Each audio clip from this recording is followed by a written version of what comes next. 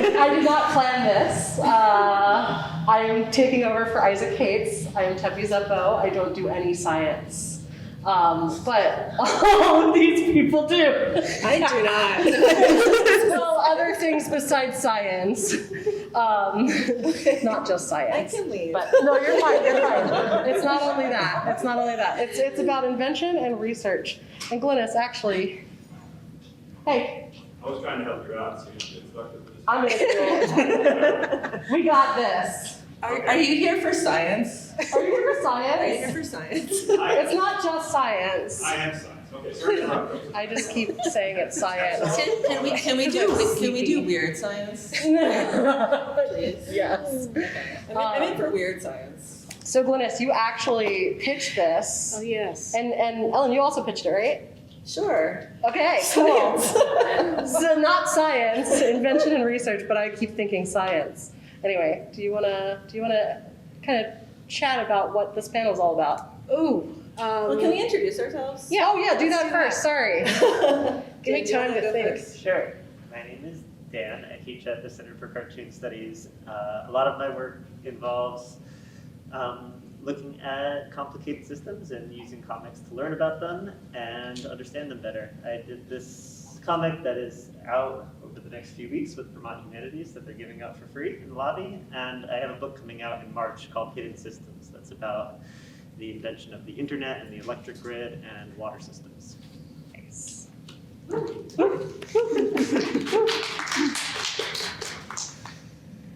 That was wonderful.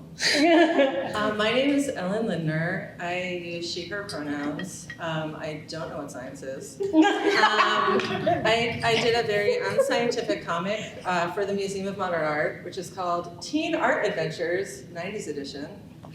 You may purchase it downstairs, but after this panel, you may not want to. And I live in New York City. Hi. Yay. Wait, you mentioned your baseball. Oh, and I also do extremely nerdy comics about the history of people who are not cisgender men. Sorry, cisgender men. Playing baseball.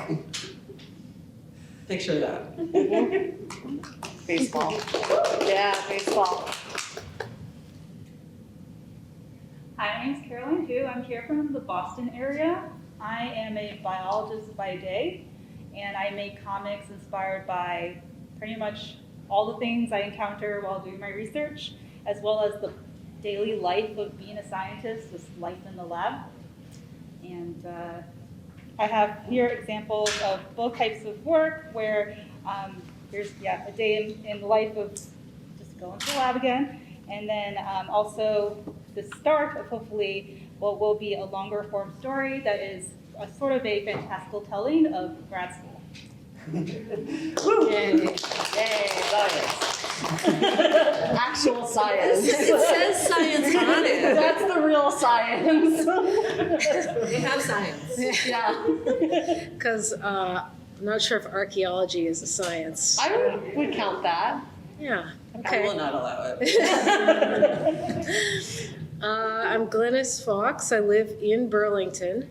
I'm working right now on converting, here it is, this is a printout of the prologue, Eric Klein's book, 1177 BC, the year civilization collapsed. So it's about 3 centuries of late Bronze Age history and how it all fell apart, very sort of parallel to what's going on maybe in our world. I also did a book about Charlotte Bronte a few years ago, and before that I have done a lot of autobio about working in archaeology, and it was this whole panel is kind of arisen from a discussion Ellen and I had on a bike ride on the causeway maybe, or after that, about when you're working with very specific information, some of it can be very limited. How do you present it in a way that does it service and amplifies it, but is not going against established facts. So, and I remember actually Eric Klein came and gave a talk a few years ago was on Zoom through UVM about 1177, and you had this great question of how much do you invent when you're writing this book? And he was like, he kind of freaked out and said, nothing. I basically was asking, like, what is the role of imagination when you're like piecing together archaeology where you have limited evidence? Right. And he was just like, there is no room for imagination. And because in archaeology, right.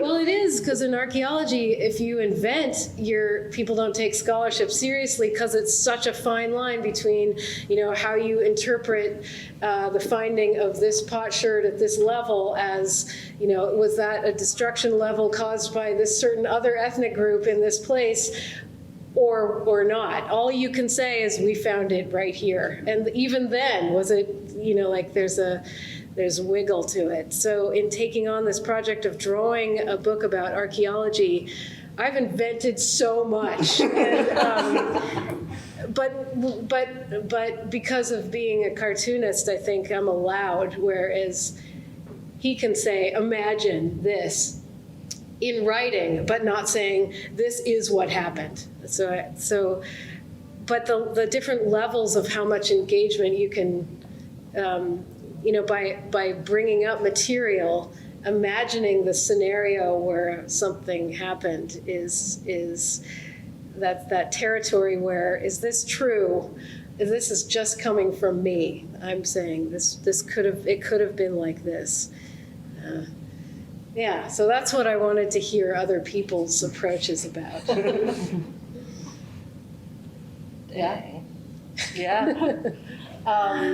Actually, I would love to hear from Dan, because your book is literally called Hidden Systems.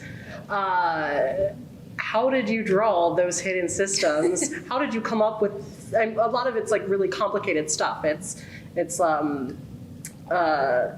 How would I describe it? It is infrastructure is very hard to see. That's Infrastructure. One of the reasons that it's great to draw it. But I had this funny experience when I first started working on this. I was a student at CCS working on a thesis project about the internet, and my studio was in an old telegraph building in White River Junction, and it was like attached to a secret internet building where the internet actually was, but the door was locked and I couldn't get in. And so I just, this whole time I was working on it, I was like imagining what it actually looked like in there. It was this old building that used to be used for telephone switches and got upgraded to carry the internet. I could rely on pictures, but I always wanted to try to find some way to add something to it with drawing that you couldn't just take a photograph of. And so that's kind of where the idea of the book comes in, is like, what can I add from drawing to show like how these things are working in a way that like taking a picture of it can't. That's awesome. Can I ask a question? Yeah. What did you find was like the best way you could add something with a drawing that a picture couldn't get from? Yeah, for something like the internet, it's sort of showing like what the machines are doing and where it actually is, and like what is going on when information is being sent. It's like always being sent either through the air or often through like cables underneath the ground. So to be able to sort of visualize that like massive amount of information moving, like right now there's like all this information moving to all of our phones while we're sitting in this room. And with comics, I can actually like show that like surrounding all of us. That's kind of sort of like, it's also interesting the schematic or diagrammatic kind of drawing integrated into storytelling. Like here's how you make visual this information, and it really helps to see that. Like a photograph of a bunch of tangled cables would not get that across. I suspect. I think there are some images, like visual metaphors, that are just canon now within fields. So in biology, trees are everywhere. It's not a literal tree, right? But that's okay. You mean using as a using a tree as a metaphor for drawing, for other, explaining common other. descent of Okay. different species. Okay, so- yes. And also when it comes to like, I guess, inferring what happened, of course there's invention. Well, we pretty much try our best to follow like the simplest explanation. So we'll say like parsimoniously, this is what we think happened, but people will also have alternative models or just ways of thinking about it. And it's almost like just little rules, like if you're doing like a drawing or improv game, and that's what we pretty much do, and we'll just show it a couple different ways. It still is invention though. Yeah. It makes me think that like the analysis of data in itself has some leap of invention. I mean, to connect. Sorry. Oh my gosh. Yeah, to connect Yes. certain ideas. So bold. Well, yeah. Yeah, because you'll never have a perfect sample, let's replay it, So, yeah. Terrifying. So when I was in school at the Center for Cartoon Studies, I remember this thing that Stephen Bissett told us, where he created this comic about dinosaurs, and he had to do a ton of research into it so that the dinosaur experts would not complain. How do you? My question is: has anyone complained about how you represent whatever you're drawing about? But also, how do you find that kind of nice balance between like what is super realistic and what gets the story across? That's a great question. Yes. I have an answer, but I don't. But there's a turn for everybody, right? Why are you looking at me? Looking at Ellen. Started saying my way. Complaints, I've had a few. Have you? Well, no. It is really tricky for me because within American culture, baseball and baseball imagery are very prominent and pretty well known. But because I specifically research people who were not in the baseball canon, it's actually very difficult. If you look at the number of books and kind of general newspaper coverage of baseball according to demographic groups, I would say this is white men. This is kind of like baseball after integration, racial integration, which happened in the 1940s. This is Black men. This is all women. And people who are not white, it's like the hands are touching at that point. So it's very difficult to research. I do my best, but if you look at a newspaper before, let's say 1920, it's very textual. The images are very sparse. It took a lot of energy before photography to create. Even after photography, you couldn't, until I believe the 1930s, you couldn't actually print a photograph in a newspaper. You had to have someone create an etching of that photograph. Photography has been with us since the 1850s, but the photogravure method is much more recent. And so it's really tricky. And in my comic, Lost Diamonds, if I flip through here, the number of images that are entirely from my head is probably a good 95%, just because of the absolute lack of visual representation of people who are, again, not men, and especially not white men in baseball. It's a real challenge. Like the images don't exist, and what's the purport? Like how much information exists compared to the ratio of how many images don't exist? Oh my God, that was such a confusing question. Was that science? I keep on hearing about this as science. Was that it? I honestly do not know the answer to that. I mean, but compared to the amount of imagery, which is zero, that you did find newspaper stories and other, like Yes. information that you're basing these off of. Yes, Yeah. and there are scholars who've done non-comics work in this field, and I rely heavily on their research. Okay. But those books also are very low in images. So it's a continual challenge. I find it really fascinating. I haven't had any complaints, but it might be because no one is reading. But who knows? Let's leave this all open to, it's a big unknown. It's a known unknown. But I'm glad someone is laughing. But yeah, it's definitely, it's a challenge. And I recently have started working on a book proposal related to this research. And my agent asked me some question like, how much of this is real? I'm just like, this is so, I feel so attacked right now. It's very aggressive. But yeah, the truth is that at least in my research, you really have to fill in a lot of gaps. And but the thing is, so as an undergraduate, I studied art history, and in conservation of art historical objects, you try and make the conservation clear so that someone can immediately look at the image and read, this is not a fully original item. Whereas in previous centuries, the approach was more to just make it look great. And so in my comics, I try and verbally express when I am unsure of my footing so that the reader doesn't feel I am misrepresenting anything. I try to be very open about it. Right. So that's my answer. It's a good answer. Yeah. Question. Oh, yeah. Kind of listening, I'm thinking about historical fiction versus nonfiction, and in terms of what you folks are talking about, do you feel like we have to designate it? It's either in the fiction or the nonfiction, or is there a gray area that's kind of permissible? You know what I'm saying?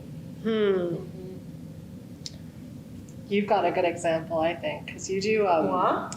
No, Carol. Oh, just like, I don't know where the finger's going. The little scientist is like an like a metaphor for like Yes, that is research and yeah. Ooh.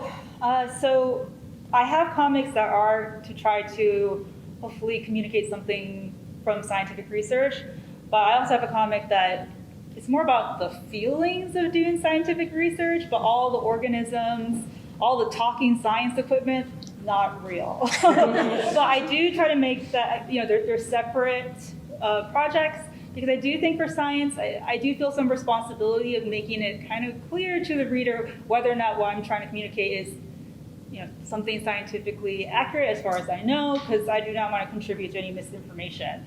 So yeah, that's how I feel about it, at least making it clear for my field. Well, we certainly know from history that things we've read that were supposed to be factual in, nonfiction end up not really being true anyway. Right. Yes. I think that's an example of some kind of,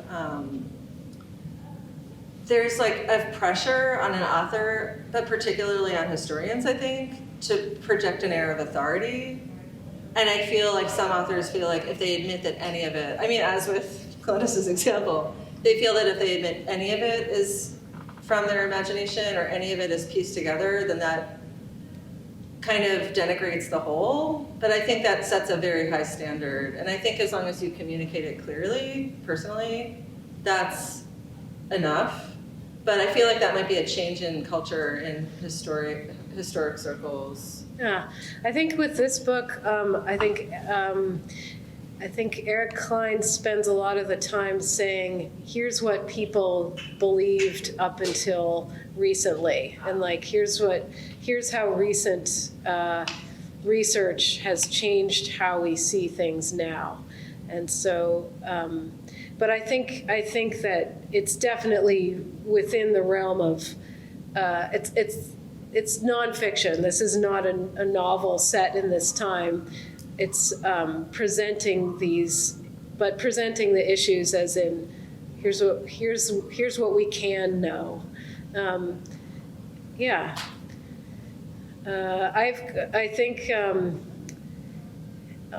I've created some characters who go through and tell this story, and they are definitely fictional. And I hope that is clear that they're fictional, and that I'm not trying to pull anything over on anyone. But I think that's the way I've figured out to kind of play within the boundaries of this and not make it totally like a dry voiceover, which isn't dry at all. But it's just to sort of create a human and more playful way of dealing with the information here. And but I think my favorite part of working on this project is imagining. Imagining situations that would have taken place. If Eric says in this book, if kings, like for example, the king of Babylon traded with the king of Egypt, and they're writing letters to each other, and the king of Babylon says, "Send more gold, I'll send you my daughter." And I mean, immediately I think of the daughter being like, "Oh God, so tacky," you know? Dad, you're embarrassing me. Exactly. So I feel like I can't help but, I mean, it's kind of like my job as a cartoonist to add that. And that is what makes it enjoyable instead of just a big graphic design project. Yeah. Ooh, 2. You were first. I guess in that vein, I feel like one of the joys of comics is hyperbole and exaggeration, and that's just like part of the DNA of the art form. And so I'm curious, as folks who are working primarily in nonfiction, if and when you find space for hyperbole and exaggeration in your stories.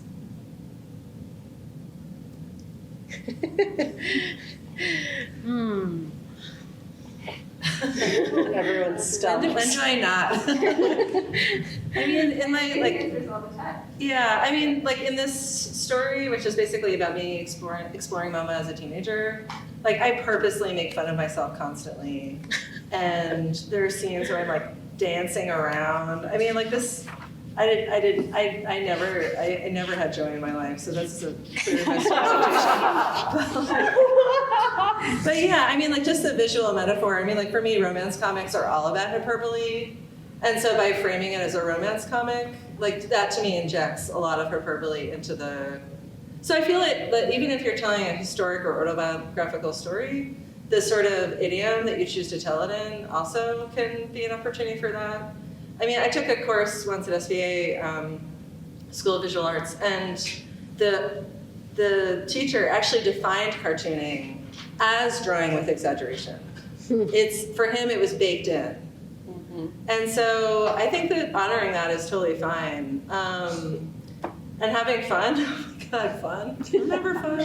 I mean, having fun is okay. I don't know how anyone else feels about fun. I think that maybe something to do with condensing information produces that. Like it's not, I mean, it really depends on the pacing, and I don't think every cartoon has hyperbole or exaggeration, but I think that there's something about condensing a lot of information can if you squeeze it hard, it hyperbolates, I guess. I don't know. My project on the internet started because I was really interested in the metaphors that we use to talk about the internet, like a superhighway, which sounds really antiquated. And then you listen to people talk about net neutrality, and it's like still using that language of like fast lanes and slow lanes, and so taking these like really like kind of exaggerated metaphors we use to describe everyday things, and then actually drawing them so that we can like kind of see how ridiculous they are. I found to be like a really good use of cartooning that contrasts with the more technical aspect of like showing how it actually works. Yeah, for exaggeration, I'm okay with so I did this comic with the Conservation Law Foundation that was all about Atlantic cod and how large females are very important for the future of the species. And the author pitched it as cod meets Real Housewives. And I was like, I am so in. And for the exaggeration, because we had to make each of these different cod actually like an identifiable character speaking, having their own experiences. Wow. I put they all had accessories, and I just for that, I'm like, that's cool. Everyone knows that COD don't actually Yeah. have don't have like blowouts. Like they know that. So that I'm fine with, but then the I mean, I didn't know that. Wait, what? I read your comic, Caroline, and I believed it. all right, well I need to rethink mine. We just hit the border of nonfiction. I love that though, that the person who you worked with on this was so open to that. Because Yes. often when you work with clients or with editors, you have to sell them on that. And so the fact that your collaborator was so on board, this sounds dreamy, honestly. Yes, Yeah, it's It true. was a lot of fun. Yeah. We had another question. Yes. So when you guys are working in nonfiction comics, you're dealing with other people's research, and then maybe you're doing your own research, and then you have your own experience of both of those things. So I'm wondering how you navigate established research with your own, what you find on your own, either through just exploring material yourself or actually doing your own on-the-ground research, and how do you integrate all that into your comics? Oh, that's good. I have so many thoughts. Yeah, I do too. And so do you. I need time to. Yeah. You have thoughts? Why don't you start? I mean, something, and I think this goes back to an earlier question too, is thinking about that there's a difference. When you're working on history, there's a difference between the past and a history, and owning that when you're making a history, there's a unique angle that you're bringing to it. So I try to acknowledge in my book that's because the topics are so wide, that anyone else who is working on the same topic would have probably chosen a whole different narrative to construct out of this out of the topic. Yes. And I think that's where the sort of personal aspect and the personal voice comes in, where you can have a dozen different people working on the same topic and or the same history even, and it will be 12 different histories. And that doesn't mean that one of them is wrong. It's just there's so many different ways of approaching it. And there's this real subjectivity to how to present the past. Mhm. I'll go next. I think we all have thoughts. We can just go in order, maybe. So, when I was a little baby undergrad and writing my thesis in art history, my understanding of how to deal with research was you just keep citations. You keep a record of all the sources you've used. But also, there are different kinds of sources. So, if you find a fact in multiple books, there's not really a need to cite it, because this is a known fact. But if it's a fact that you've only found in one book, then a citation is super important. Crediting that researcher is really important because they've clearly done individually important research. And so in my comics, all of the facts are pretty widely known. I'm just kind of collating them and presenting them, like Dan said, in a narrative that's of my choosing. But every once in a while, there's somebody who's done research that's so phenomenal that I actually have to kind of not just name check them, but kind of create a little monument to them. So for example, in Lost Diamonds, History of Gender, Rebellion in American Baseball, I found a 3-volume set of newspaper clippings that one scholar had collated from the world of black baseball. And this is, I can't even imagine how many hours of work this took. Years of work. And so for this person, I have a little area that is just dedicated to them. And this person is called James E. Brunson III. And the book that I quoted from is called The Early Image of Black Baseball, Race and Representation in the Popular Press, 1871 to 1890. And for me, this is like a mega citation, because if this one person hadn't done this research, it would not be accessible to anyone, except in the microfilms of individual libraries and archives across America. So thank you, James E. Brunson III. But I guess that's like my general approach. There's some people who I just want to pay tribute to, and I think that's important. I think that when you're engaging with these subjects, paying tribute to the people who've done so much work in the field before is super important. So that is my response, Daryl. Thank you. Oh, okay. This is a little tough for me. I'm just thinking about, I've done some very small comics were based off of like literally my own research, and then just friends. Beyond that, my friend comes out with like a new paper, and I'm just like, oh, I'm a fangirl for my own friend, and then I'll just like do a small comic about it. And I would say like the kind of the difference that I feel is that like as when I've been there first person, like I know when it's just like when certain things were just what a struggle it was, how much like, yeah, I feel pretty good about this experiment, but I still have like, you know, my hesitations and things like that. So I definitely feel having that perspective is different from when it's my friend and I'm just like, you're amazing.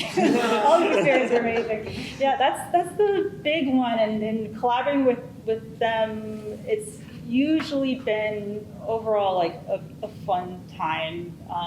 I do think that times I've also tried to make like figures for people. Okay, one thing about working with scientists, I would just say is just they want edits forever. That's the one thing. Yeah. Yes. Yeah. Yes. I feel like there's the book on Charlotte Bronte was all my own research, although there's a lot of information about Charlotte and the Bronte sisters, and a lot of media about them, and a lot of, a lot of biographies, a whole shelf worth and more. It was more like reading a lot and sort of feeling like, what can I take out of this? And exactly what you said, Dan, is like shaping one story out of all these previous biographies and letters, and also there's a whole story of romanticizing the Brontes soon after their death, and sort of a creation of a way of looking at them that people have been trying to break down ever since. So being aware of that scholarship really helped me want to, put humor in this and make it not just, the wild and misty moors that have gotten, I don't know, that have been the picture of what their lives were like. But also, so much of those biographies and a few comics are not visual. There are so few images that I could rely on. Lots and lots of letters and other things, but very few images. And the house they lived in has changed, and trees grew up, and the place they lived in, Belgium, was completely destroyed. So there was I used whatever I could and invented, or like, it had the same view of the house, tried to use that over and over. And that and also things like, and back to the very first question about has anyone gotten mad? And I was so worried about, like, is this going to be the right bonnet or not? People are going to come because you've got some super fans with torches to the house or something. But actually, the biographer who wrote the biggest definitive book on the Brontes, they sent my thumbnails to her, and I didn't know they were doing this, which is good because I would have been too nervous. But she sent 10 or 12 pages of notes back on some very specific things, like this postman's hat is wrong. But that was excellent because that saved me. And also something like, this is out of order, this is anachronistic, like having, and I knew it was, but I thought it would work, and when she said it wouldn't work, I was like, okay, I'll take it out. I'm so jealous. That level of visual editing is really hard to come by. Yeah, it is. I find that textual editing it's not easy to find good textual editors of your work, but it's doable. Yeah. Whereas somebody who has that expert level. Yeah.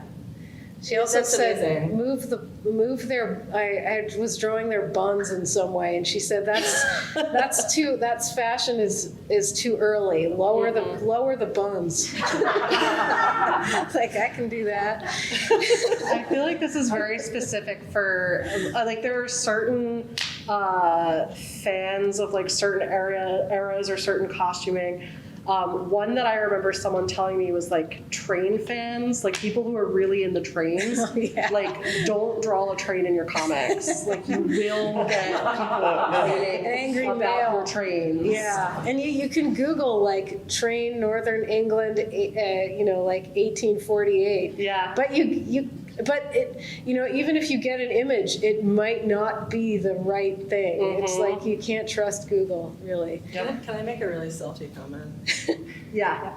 So I thought baseball fans would be like that, but this is why it's salty. I've found that they care so little about this history that nobody has commented. Like that there really is no consciousness of people who are not men playing baseball.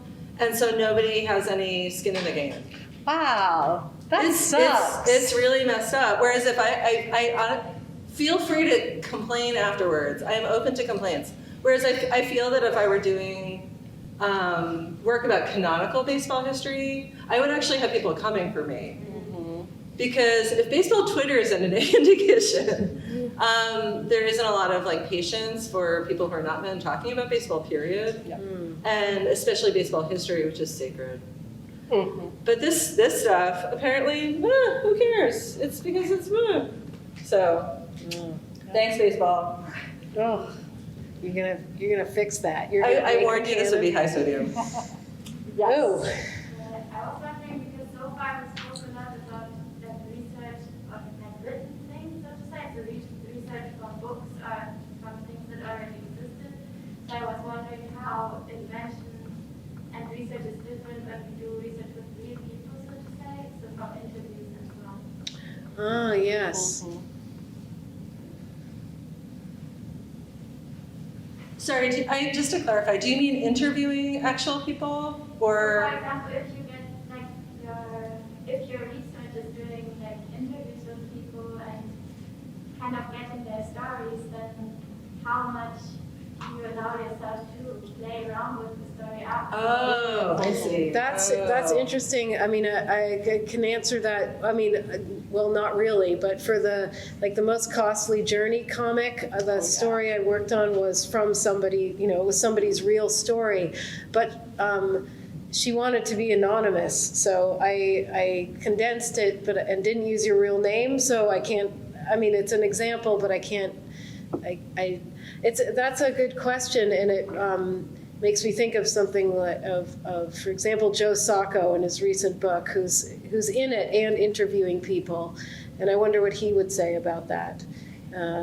Let's call him up. Yeah, let's call her. So one thing, actually related question that I was thinking about is just like, when you are working off an interview and you're listening to the person speak, or you have video of them, how easy it is to really like get their personality down. When you don't have that, I guess you could get some personality in writing. Yeah. Like, are you injecting personality into them, like your own, or like other people you know? Like, how do you create that character? Sorry, you mean historical figures? Yeah, like historical figures. I felt like I did that. Yeah. And how with such a good Charlotte. question. Yeah. And then any like representation of Charlotte that other people do, I'm like, nope. But I mean, it's absolutely personal. But I don't. I mean, they're like based on reading so many letters and so much writing and. But it is an invention. It's me. It's definitely as much me as her. Like she became it sort of embodied, but I don't know how far she got from her real self. So she's gone. But when that happens in an interview, like something contemporary, that comic I made for Most Costly Journey was so short. I mean, the comic was so short. I was going off of transcripts that were translated from Spanish, so it was far enough away that I don't know. And that's a really good question, and I haven't done other than that one, I can't think of a comic that I've made that addressed that. So pending. I can speak to that a Oh. moment. Yeah, I think it's a different question when there's like a lot of different accounts being told of someone, especially like a historical figure, and maybe part of the fun in it is like seeing how different historians approach what their personality might have been like when you really don't know. But like doing comics about someone who like has given you their story, like I've only done once, and I collaborated with Daryl, who's in the audience here, and we interviewed someone who was a nurse in the Vietnam War, like in the neurosurgical intensive care unit in her early 20s, and she had never talked about it, and sat down with us and gave like an hour-and-a-half interview. And then we like didn't really hear from her after that. And we had just this like hour-and-a-half long recording that we just listened to over and over and over again, and tried to like our best to just capture like the feeling of it. Like if we were to describe that, like what stands out, like what did she really want to get across? But there's still that like subjectivity involved, but there's like such a responsibility to like do your best to capture it. That's I think among the trickiest things to do when you're like the only person telling someone's story. Mm-hmm. I've only interviewed a person once and put it into comic form. It was my aunt, and she was living in Wuhan across from a hospital in 2020. Wow. So I don't know what the hospital looks like. I don't know what the whole street looks like, but she just told me about her with her bags of food for 2 weeks and just looking out of her window and just seeing all the emergency vehicles. Mm. And so what I drew was, I drew her as a bird because her nickname from childhood is just swallow, like the birds. I just drew her as a bird, just like looking out this window, and I just put the reflection of lights and just kind of like let her expression kind of tell you what was happening. So yeah, that's how I kind of got around the fact that I didn't have a lot of the details to fill in besides just her account.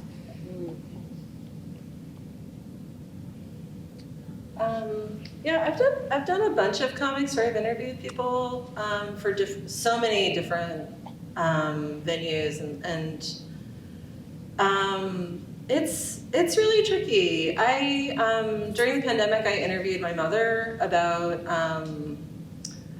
This is such a long story. Get ready. So basically, my mother grew up in a very tumultuous household. Her mother was an alcoholic, and she's been in adult children of alcoholics meetings for as long as I've been conscious of her. And during the pandemic, I interviewed her specifically about what she'd gleaned from those meetings that helped her to deal with the uncertainty of the pandemic. And that was very tense. It was very scary because I don't talk to my mother a lot about all the problems in our family. But I think it was a really good experience, and I was really happy that she liked the comic and she didn't feel misrepresented. But it is true that when you interview somebody for your work, you're taking on a certain level of responsibility, in my opinion, and honoring that in some way is really important. I think that's part of the discipline of nonfiction comics, in fact. I think that's kind of, for me, a core principle. Whenever I interview people, I try my best to be respectful. I think this might be why I wouldn't want to be an actual journalist, but because I think actual journalists have to have a much more detached feeling. I don't see what I do, even when it has a journalistic component, as journalism. I see it as my perspective.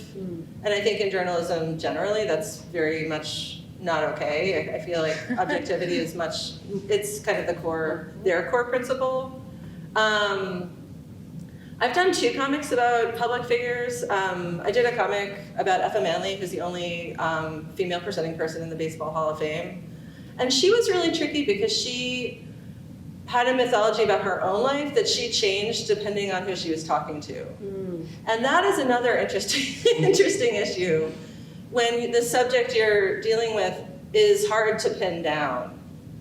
And I wish I could interview her. Unfortunately, she, like the Brontes, is very much dead. But yeah, it's so tricky. I think sometimes you really have to it's a judgment call, really, in my opinion. you just have to do your best. And I think with time it gets easier. I think as you do more nonfiction comics, it kind of, you get a sense more of your own sensibility, and that kind of guides you. That's my opinion. Do you still have a question? Oh, I did, but what did I, oh. I want to get to No, I you remember. first. Okay. Yeah. We had been talking about like getting edits, and I was wondering if there was, I'm sure that, well, I don't know, like if it goes like research, writing, or tons of research and then writing, but like have you ever had something you found in research that has changed the path of the book at all, or changed the path of the comic? It's too real. Sorry, Ellen. That's a good question. Yes. Should we, Dan, do you want to start, or do you want us to come back to you? Yeah. There's like plenty of instances of this, but.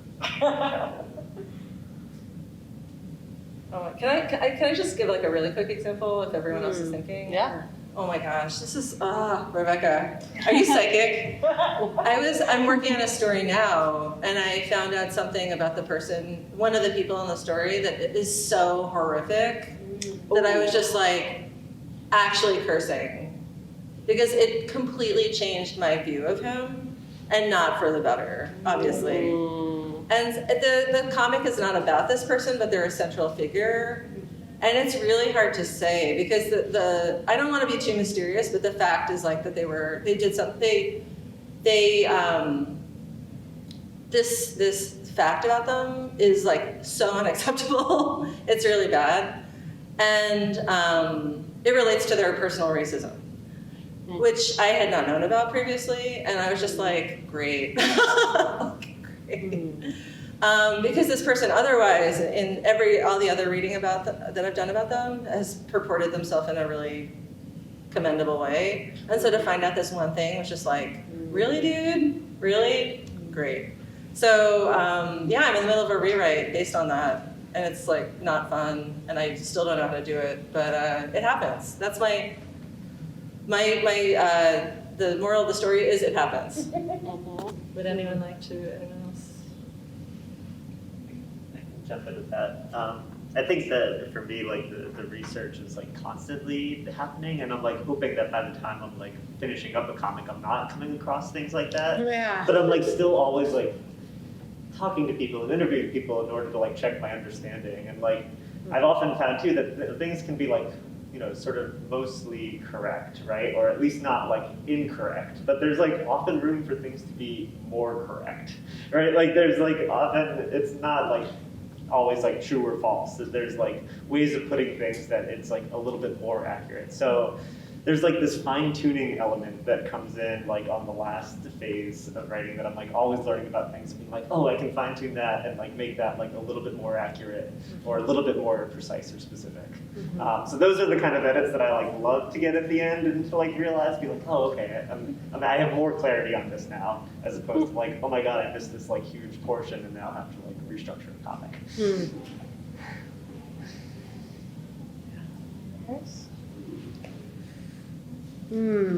Glynnis, did you find out any Bronte dirt? Actually, going to their house and seeing the actual dirt there. Just the sense of space, that's all. I know, that's sort of nebulous, but it helped. Fine. Yeah. So I think we can take one more question. Oh, do you have a question? Do you have a question, right? Okay. Could you please speak to the process and experience of data analysis and data synthesis, and maybe why you were driven to do that? Sorry, why we prefer not to do that? Why you're driven to do it? Oh, driven to do it.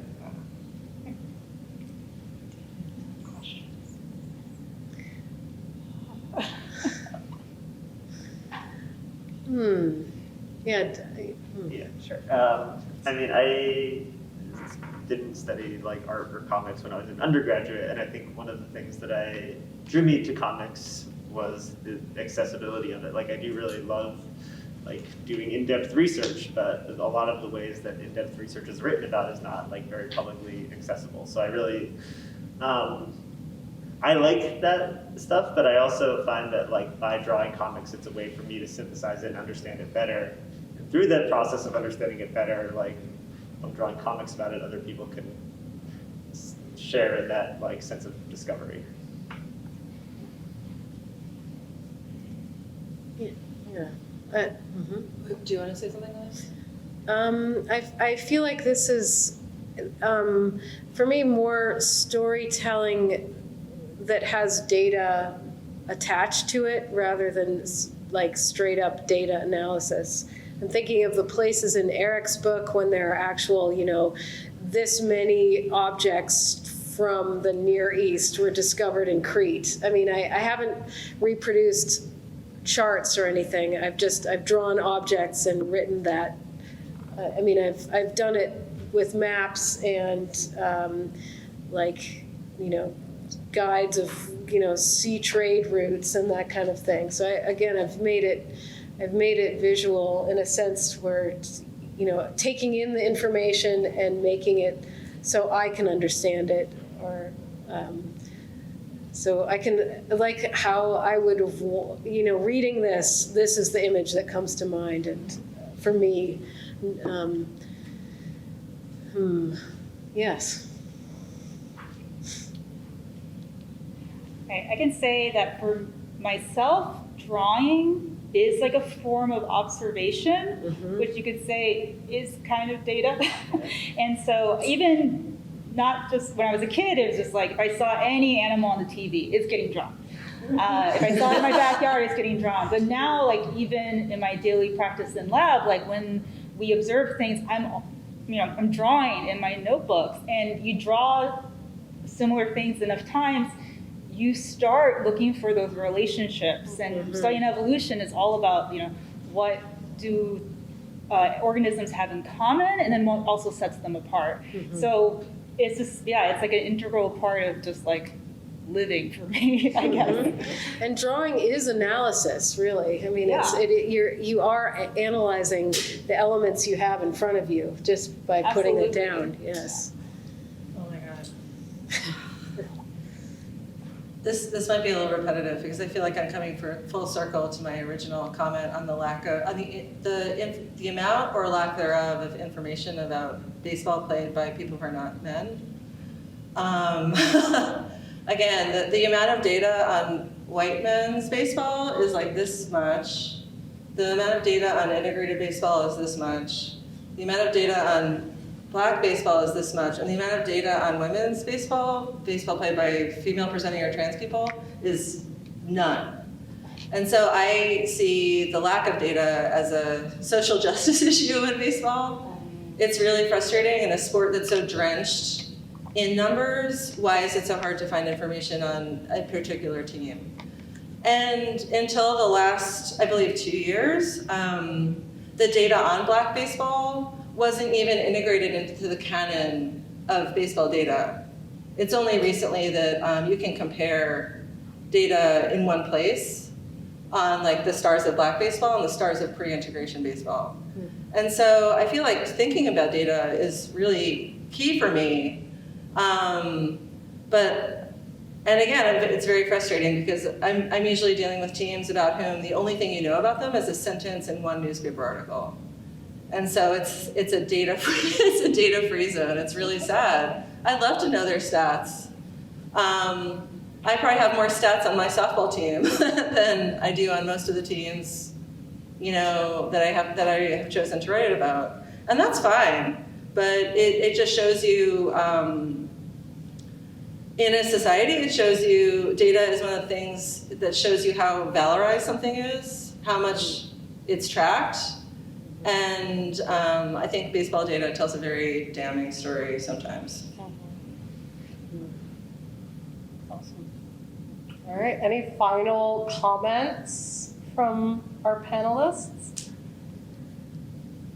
No? I really like Dan's shirt. It is Does really that count? good. Does that count? Yeah, that's a good comment. I think that counts. Okay, well, thank you all for joining us.